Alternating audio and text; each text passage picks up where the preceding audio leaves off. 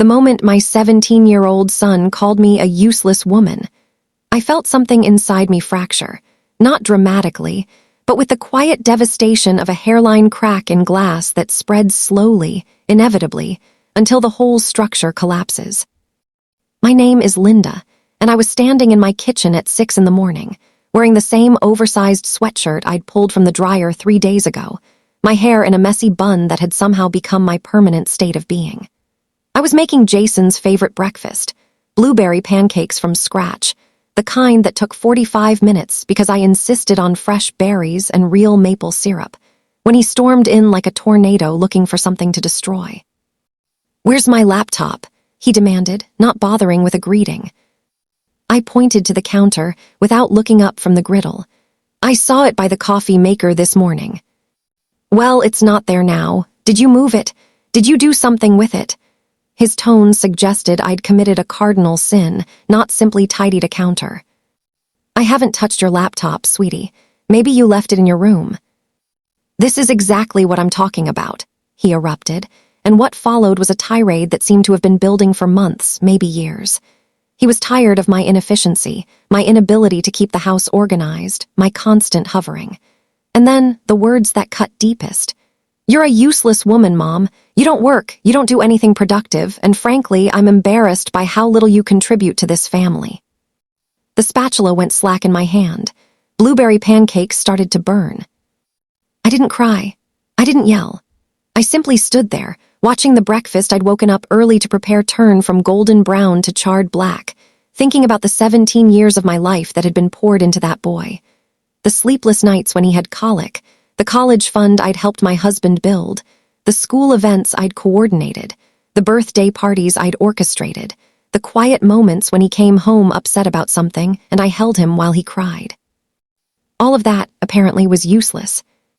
My husband Mark came down 15 minutes later, drawn by the smell of burnt food. He took in the scene with the practiced eye of someone who has learned not to ask too many questions. Jason was already gone, stomping off to search for his laptop with the self-righteous fury of a teenager convinced of his own victimization. The kitchen was mine alone, me and the evidence of my inadequacy smoking on the stove. "Morning," Mark said quietly, kissing the top of my head. That was his thing, the small, uncomplicated affection that required nothing from me. I scraped the ruined pancakes into the trash. He called me useless. Mark was in the process of pouring himself coffee. His hand didn't stop. The coffee flowed into the cup with mechanical precision.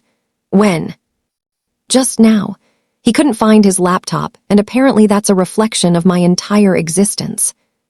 I watched my husband's face carefully, the way I'd been watching it for 20 years, searching for signs of agreement, judgment, or worse, indifference. I saw him sip his coffee. I saw him glance toward the stairs where Jason had disappeared, and then I saw nothing I expected to see. What happened next changed everything. Mark set down his coffee mug with a deliberate click against the granite countertop. He walked past me, up the stairs, and into Jason's room without knocking.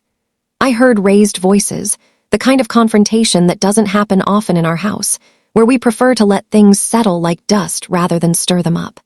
I stood at the bottom of the staircase, frozen in the particular paralysis that comes from witnessing something you didn't know you needed to witness.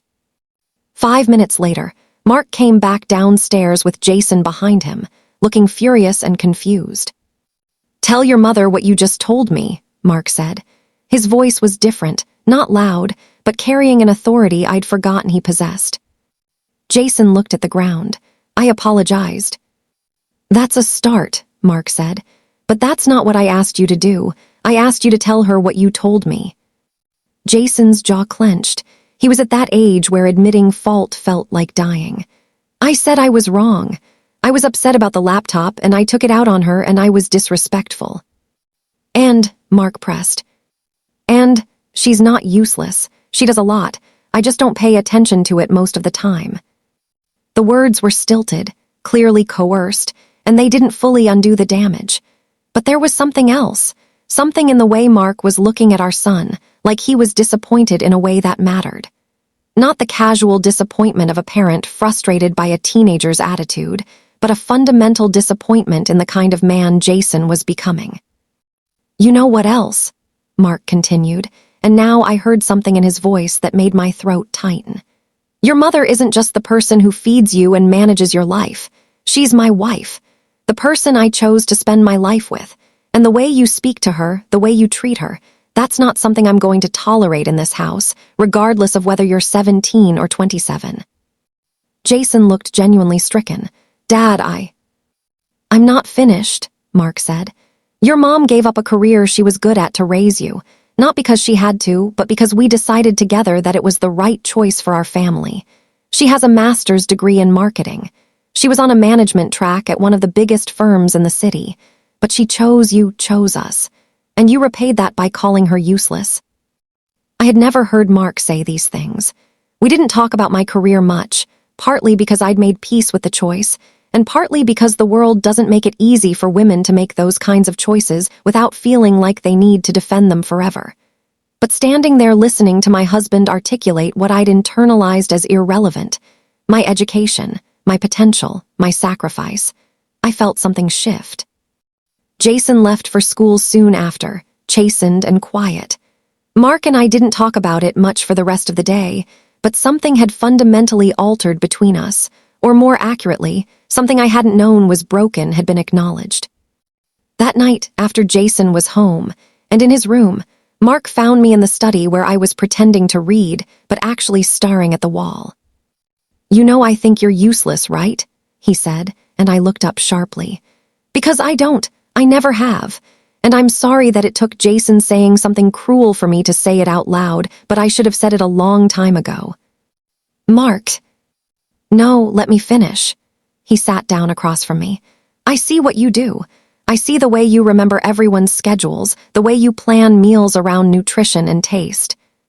The way you've built a life for us that runs smoothly because of the thousands of small decisions you make every single day that no one notices until they're not done anymore. I know I could do better about saying that, about making sure you know that I see it and I value it." I felt tears then, not from self-pity, but from the strange relief of being seen by someone after so long of being background noise in your own life. "And more than that," he continued, I want you to really know, that your value in this family has nothing to do with what you produce or how clean you keep the house. Your value is inherent. You're valuable because you exist, because you're my wife, because you're Jason's mother, not because of what you do." The situation with Jason didn't resolve overnight. He was still a teenager, still self-absorbed, still learning empathy through the long, slow process of growing up. But something had changed in how he related to me, perhaps because he'd witnessed his father's refusal to accept disrespect toward me. It was a small thing, but it mattered. What changed more significantly was how I related to myself. In the weeks that followed, I started paying attention to what Mark had said about my career.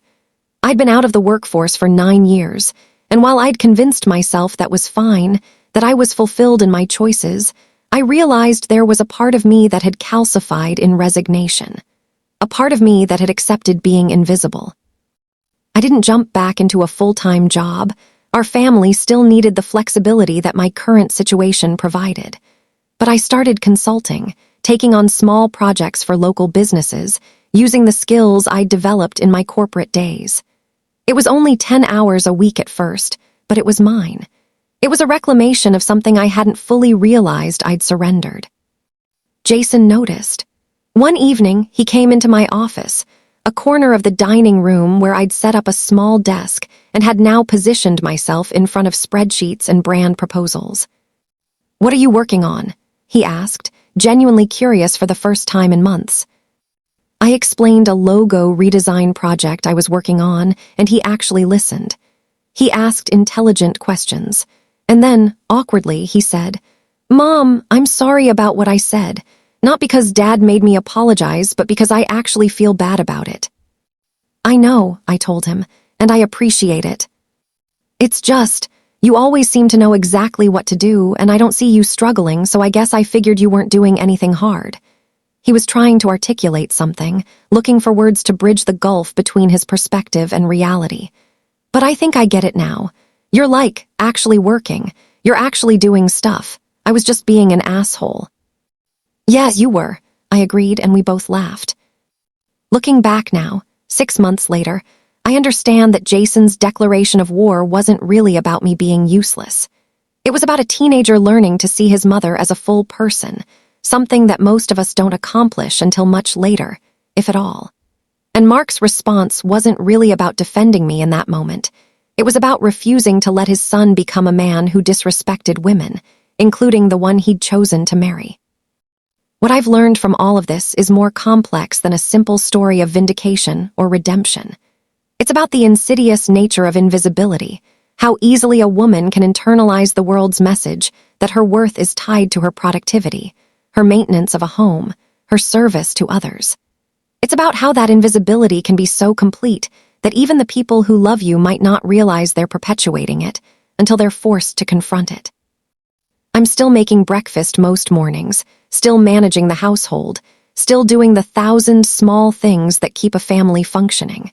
But now I do it while building a business on the side. Now I do it with the knowledge that these things matter because I do them and I care about them, not because they define my value. Jason leaves for college in 6 months. He'll learn more about the world, about the complexity of gender and work and choice and sacrifice. He'll become, I hope, a man who sees the women in his life, his future partners, his colleagues, his friends, as full, multi-dimensional people worthy of respect simply for existing and worthy of acknowledgement for their contributions. But what matters most is what Mark showed both of us that morning when he refused to let his son's words land without consequence. He showed us that seeing each other, really seeing each other, is the most radical act of love. Not the grand gestures, but the daily choice to recognize someone's humanity, someone's complexity, someone's worth. That morning, when Jason called me useless and Mark quietly went upstairs and changed the trajectory of something none of us fully realized was broken, he reminded me why I married him. Not because he was perfect, but because he could be present enough, conscious enough, to know when the people he loved needed him to draw a line and say, "That's not acceptable, and that's not who we are." I'm Linda, and I'm not useless. I'm not background noise. I'm not the invisible hand that keeps the machinery running while everyone else gets to be interesting and important. I'm a person with choices, with complexity, with value that exists independent of any of the things I do or produce. And it only took my teenage son telling me I was useless and my husband standing up for me to finally believe it.